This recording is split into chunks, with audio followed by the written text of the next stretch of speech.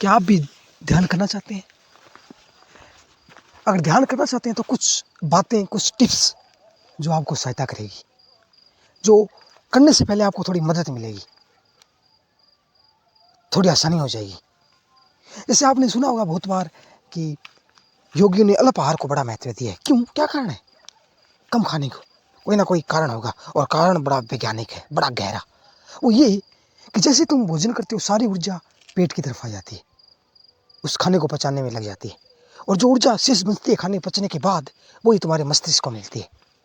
इसलिए आपको खाने के बाद नींद आती है। क्यों? क्योंकि सारी ऊर्जा पेट अपनी तरफ खींच लेता है, क्योंकि पेट प्रमुख है, मस्तिष्क गौण है।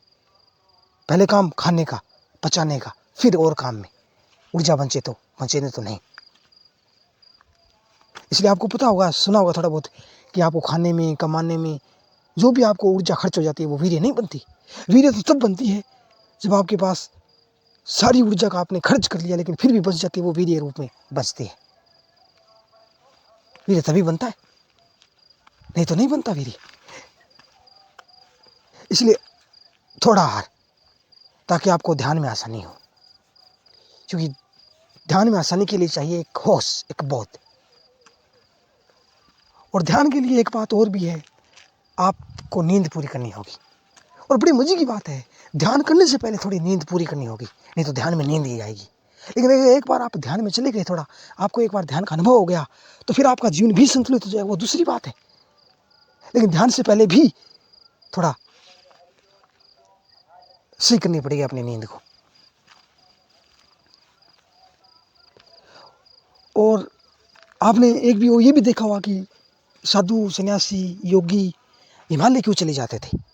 इसके पीछे कारण है, वो कारण है ठंडक। इसलिए आप दोपहर में ध्यान नहीं कर सकते, क्योंकि इतनी भरी दोपहरी में तापमान ज़्यादा होता है, इसलिए आप ध्यान नहीं कर सकते। इसलिए आपको सुबह का समय कहा गया है कि ठंडक होती है, थोड़ा शरीर का तापमान थोड़ा संतुलित होता है।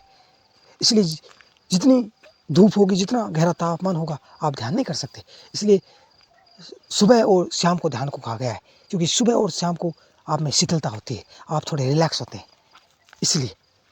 और जो ध्यान करना चाहता है, वो अपनी ऊर्जा को बचाए, व्यर्थ खर्च ना करे।